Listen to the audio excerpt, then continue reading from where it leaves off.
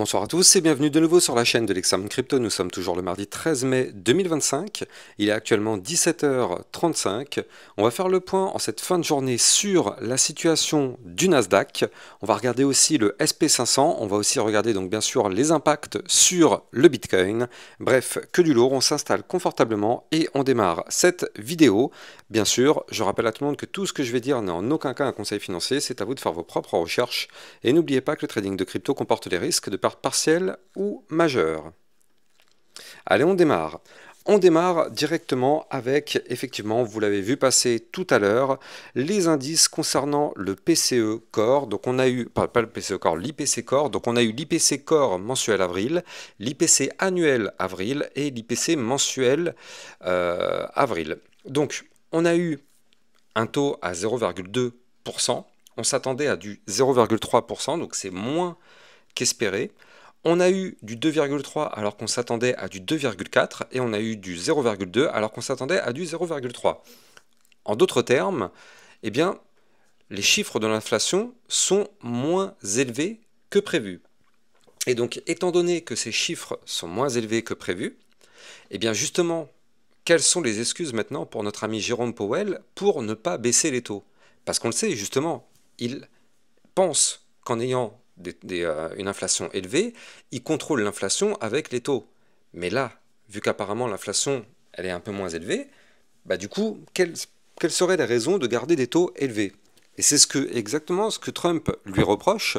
Trump n'arrête pas de lui reprocher à notre ami Jérôme Powell que il faut absolument baisser les taux. L'inflation, elle n'est pas aussi importante que ce qui ferait dire. Donc, c'est pour ça que là, on aura un discours jeudi, comme vous pouvez le voir à 14h40. Et donc, ce jeudi, peut-être que notre ami Powell va enfin nous donner quelques informations à propos de éventuelles baisses des taux. En tout cas, c'est ce qu'on espère, c'est ce que le marché, en tout cas, attend, parce que pour le moment, effectivement, on n'a pas de baisse des taux, ça fait quelques temps qu'il n'y en a pas eu, et le marché est vraiment en attente de cette baisse des taux. En tout cas, du côté du marché US, en tout cas du côté du Nasdaq, on se porte extrêmement bien. On se porte extrêmement bien parce que regardez, là, du côté du Nasdaq, on continue de performer. Alors souvenez-vous, sur ma chaîne YouTube, on avait repéré déjà ici le pattern en double bottom qui nous permettait en plus par la même occasion de casser la ligne de tendance baissière moyen terme par le haut. Donc il fallait dans un premier temps casser la ligne à 18 714. Déjà, c'était très bon signe si on faisait ça. Et surtout, nous, il fallait breaker ici les 19 168 pour qu'on puisse valider le pattern en double bottom et se mettre à décoller. Donc c'est exactement ce qui s'est passé. Vous le voyez, on a validé le double bottom ici le 24 avril et depuis on pump. Alors est-ce qu'on a été chercher la target du pattern? Parce que la target elle est quand même relativement haute. C'est une target à 16,9%. 16,09 pardon. Et donc du coup, la target théorique, eh bien regardez, on est vraiment à deux doigts maintenant d'aller la chercher, parce que là, ça voudrait dire que le Nasdaq pourrait monter encore un tout petit peu pour aller chercher la target dont je vous parle depuis quelques jours, les 21 865. Et donc effectivement, étant donné que c'est la target théorique du pattern, bon, après il y a des chances d'avoir un retracement, parce qu'au bout d'un moment, voilà, on va pas faire que monter, monter, monter, on sait qu'on aura forcément un retracement. Et donc là, en tout cas, pour l'instant, la situation est plutôt pas mal. Alors attention quand même, il faut le noter, on a laissé un petit gap en cours de route, donc attention à ça. En général, les gaps ont tendance à être comblés. Donc là, on a quand même un gap qui nous attend et qui pourrait être retesté entre les 20 331 et les 20 076. Mais en tout cas, ça reste quand même extrêmement encourageant, d'autant plus que le haut là ici du gap, là, les 20 331, ça correspond au dernier point haut tout de même, il faut le noter. Donc c'est vraiment un très joli niveau clé à revenir retester. Donc on pourrait effectivement, pourquoi pas, eh bien une fois qu'on aurait atteint la target, rechuter un petit peu, revenir rechercher et combler le gap, trouver les liquidités ici et se relancer, pourquoi pas pour la suite. De toute façon, en vue moyen terme, on a repris une belle petite configuration haussière sur le Nasdaq. On n'est pas trop mal. Maintenant, attention, encore une fois, je ne le dirai jamais assez, mais on est vraiment en plein dans la zone de retracement. Donc là, il n'y a pas de doute sur ça. Attention à ça, quand même, il faut le noter. Là, enfin, on est en plein dedans. Non, on n'est pas encore en plein dedans, mais je veux dire, on rentre dans la zone de retracement. Donc, bon, attention, restons quand même extrêmement prudents, parce qu'effectivement, là, du côté du Nasdaq, après la poussée haussière, le gap et le fait qu'on rentre dans la zone de retracement, c'est vrai que ça fait quand même beaucoup d'indicateurs qui nous montrent que notre Nasdaq pourrait se mettre à commencer à retracer. Maintenant, mettons-nous d'un point de vue un peu plus long terme sur le Nasdaq, il faut quand même noter, hein, mais on a fait quelque chose d'incroyable. C'est-à-dire que là, vous le voyez ici, on avait fait toute une phase haussière depuis quand même pas mal de temps, hein, ça faisait des mois et des mois qu'on était dans du pump. Depuis le 10 octobre 2022, vous le voyez, on avait formé ici tout un canal ascendant, et depuis le 10 octobre, on ne fait que monter du côté du Nasdaq. Ici, on a cassé la phase ascendante, malheureusement, on avait cassé cette phase ascendante ici le 3 mars 2025. On a eu un mouvement baissier, mais regardez, on est venu trouver un support parfait sur la zone des 16 352. On a trouvé rebond dessus, et en fait, on a ravalé toute la chute pour se retrouver, au final, eh bien, plus haut que le niveau clé qui nous avait fait chuter. Je rappelle qu'ici, on avait formé un pattern en double top entre le 2 décembre 2024 et le 24 février 2025. On avait formé ici un double top qui malheureusement avait été validé. On a clôturé sous le niveau clé, on a breaké, on a chuté, et là en fait vous le voyez, on est en train de revenir récupérer toute cette zone-là. Donc au final, on est en train d'annuler complètement toute la chute qu'on a connue ces dernières semaines. Donc c'est quand même assez fort ce qu'on est en train de faire du côté du Nasdaq. Et la très très bonne nouvelle, c'est qu'on est peut-être en train de démarrer d'un point de vue long terme un momentum bullish. Alors on l'a vu tout à l'heure, pour bien remettre les choses dans leur contexte, en vue moyen terme, pour l'instant on est toujours haussier, même si on a vu tout à l'heure qu'on pouvait avoir un retracement qui pourrait arriver bientôt, vu qu'on a quand même pas mal pump et qu'on a ce petit gap à venir combler, mais d'un point de vue hebdomadaire, même si on pourrait avoir un retracement, on a repris une très très belle tendance haussière, hein, quand même là il faut le noter, et grâce au momentum MACD qui est en train de se former et potentiellement de devenir bull, on pourrait aller rechercher pourquoi pas des points encore plus hauts par la suite. On n'y est pas encore bien évidemment, mais ça pourrait être vraiment à surveiller dans les prochaines semaines sur ce Nasdaq. Donc effectivement, très très très intéressant. Alors attendez, je vais juste remettre à jour un petit peu le canal ascendant parce qu'on avait formé ici toute une phase ascendante qui avait malheureusement été breakée par le bas. Et bien regardez ça, voilà, hop là, ça matche parfaitement. Voilà, ici on a notre canal ascendant et actuellement on est en train même de tenter en vue hebdomadaire de réintégrer notre ancien canal. C'est là où c'est quand même assez ouf et on est même aussi en train de tenter de repasser au-dessus du ruban de moyenne mobile. Donc d'un point de vue long terme, franchement par contre c'est très propre, hein. Ce que nous fait le Nasdaq, c'est vraiment très très propre, avec une tentative de réintégration du canal par le bas. Si on réintègre, je rappelle, réintégration, pullback, on revient retester le bas du canal. Si ça tient, boum, on va chercher le haut du canal, donc ça pourrait être vraiment très encourageant. Et surtout, si on clôture la semaine au-dessus, ici, des 20 298, ça nous permettrait de gagner le ruban de moyenne mobile, et donc par la même occasion de repasser bullish long terme. Donc c'est vraiment très encourageant ce que nous fait le Nasdaq. Alors on a bien évidemment le SP500 qui est une sorte de copier-coller, hein. Il fait exactement pareil que le Nasdaq, regardez ça, on a aussi là une poussée haussière, on retrouve bien évidemment notre double bottom, et attention, lui aussi, il a formé un petit gap ici, donc entre la zone des 5735 et ici la zone des 5673. Donc effectivement, on a ce petit gap à venir combler du côté du SP500, mais bon, de toute façon, ça suit globalement ce que fait le Nasdaq, donc forcément, si le Nasdaq monte, le SP500, eh bien, forcément, lui aussi, il monte. En tout cas, ce qu'il faut noter, c'est que le dollar index, lui, par contre, il s'effondre, et donc ça, c'est tant mieux, hein. Je rappelle que quand le dollar index chute, le Bitcoin en profite pour monter, et donc là, on a un dollar index qui a été rejeté ici par la zone de résistance des 101,95, donc là, c'est parfait. Zone de résistance, on se fait rejeter, on retrace. Attention quand même, hein, on est sur un support à 101,028, donc attention à ça tout de même, hein, parce que si le dollar index arrive à rebondir sur ce niveau clé des 101,028, on formerait alors une petite tasséance.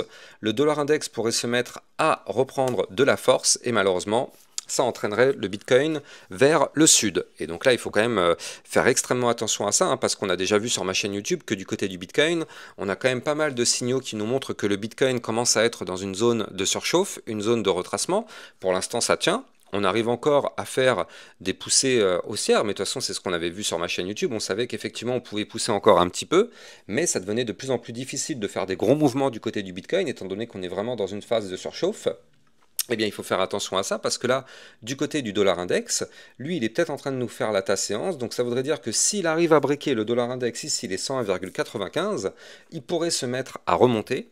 L'idée serait d'aller chercher le haut du ruban de moyenne mobile à 104,107, voire même pourquoi pas la résistance majeure des 105,26, et tenter de casser cette résistance par le haut pour continuer de monter. Sauf que si le dollar se met à faire ça, bah, malheureusement le Bitcoin il va faire tout le contraire. Donc c'est pour ça que ça va être vraiment très très très intéressant à surveiller. Comme je vous l'ai dit, du côté du Bitcoin, on est vraiment dans une zone de surchauffe. Pour ceux qui me suivent sur YouTube, effectivement, je vous ai déjà donné toutes les informations. Je vous avais dit que du côté du RSI, on est dans la zone de retracement. Regardez, on est en plein dedans actuellement, même si on a de la place pour pousser encore un petit peu, on est quand même dans la zone de retracement. Donc on peut avoir encore un mouvement haussier, mais il ne sera pas forcément très très gros. Je rappelle que du côté du MACD, on est ici sur un momentum qui est actuellement contrôlé par les bulls toujours, mais peut-être pour 2 ou 3 jours encore. Regardez comment c'est une phase complètement décroissante. Et je rappelle que d'un point de vue hebdomadaire, le Bitcoin se fait rejeter actuellement par le haut du range ici aux 104 610 $. Et donc ça, forcément, c'est une zone de résistance qui est très dure à breaker.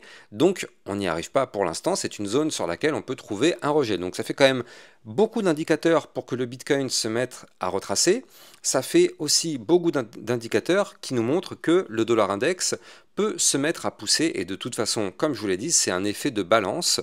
Vous mettez sur une balance deux éléments. Quand il y en a un qui est plus lourd que l'autre, bah forcément l'autre, eh bien, il joue. Donc quand il y a un côté de la balance qui descend, l'autre côté de la balance monte. Donc là, si on a eh bien, effectivement le dollar index qui reprend du poids, bah, le Bitcoin va chuter. Si on a le dollar index qui perd du poids, le Bitcoin va monter. Tout simplement, c'est un effet de balance. Donc là, effectivement, du côté du dollar index, attention parce qu'il va peut-être se mettre à reprendre du poids si on arrive à retrouver un bottom et un support, enfin pas un bottom, mais un support sur les 101,028. Soyons extrêmement prudents par rapport à ça parce que ça pourrait avoir des impacts néfastes concernant le Bitcoin et ça pourrait malheureusement le précipiter de façon un peu anticipée dans sa phase de retracement. Bien évidemment, ne soyons pas inquiets, hein, mais je rappelle que même si le Bitcoin se met à retracer, il faut quand même se dire que c'est tout à fait normal après la poussée haussière qu'on a eue. Ce serait pas grave, hein, ce serait logique et ce serait même bénéfique. Donc tant mieux si le Bitcoin se met à retomber, à retracer un petit peu, tant mieux.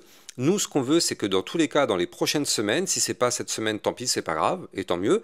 Ce sera peut-être dans 3, 4, 5 semaines. On reviendra retester le haut du range, les fameux 104 610 $, et cette fois-ci, peut-être qu'on arriverait à le péter par le haut, et dans ce cas-là, on serait un peu plus mature pour aller chercher un nouvel ATH du côté du Bitcoin. Donc franchement, ça pourrait être vraiment très intéressant. Avant de continuer toute cette analyse technique, je rappelle que vous pouvez me suivre sur Twitter pour recevoir toutes les news et toutes les actualités crypto. Vous avez le lien en description de cette vidéo. Et si vous aussi vous souhaitez recevoir encore plus d'analyses techniques concernant des crypto-monnaies, eh bien ça se passe dans les vidéos privées. Vous avez tout à l'heure la crypto Tao qui a été analysée, la crypto Doge, donc on a fait des points de suivi sur ces crypto-monnaies, mais ça vous permet aussi de recevoir des belles opportunités. N'hésitez pas, les liens sont en description de vidéo. Alors on continue, donc effectivement, on l'a vu tout à l'heure, si notre dollar index se met à reprendre de la force, ça pourrait effectivement aider le Bitcoin dans une phase de retracement. En termes de support, je vous les ai déjà donné un petit peu ce matin, mais en termes de support, là vous le voyez, on a le premier support à 103 519, on aura le support suivant à combien il est ici, le support suivant. Alors attendez, que je vous dise pas de bêtises, parce que je l'avais dessiné, mais je ne l'ai plus. Voilà, parfait.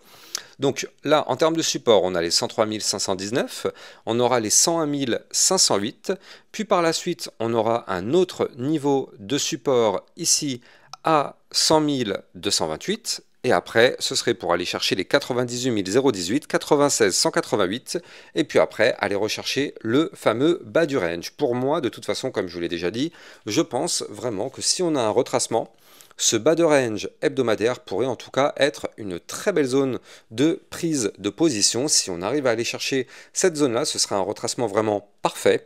Donc on verra bien ce qui va se passer, mais je pense qu'il faut quand même mettre l'accent actuellement sur ce que nous prépare le dollar index, hein, quand même, il faut le noter.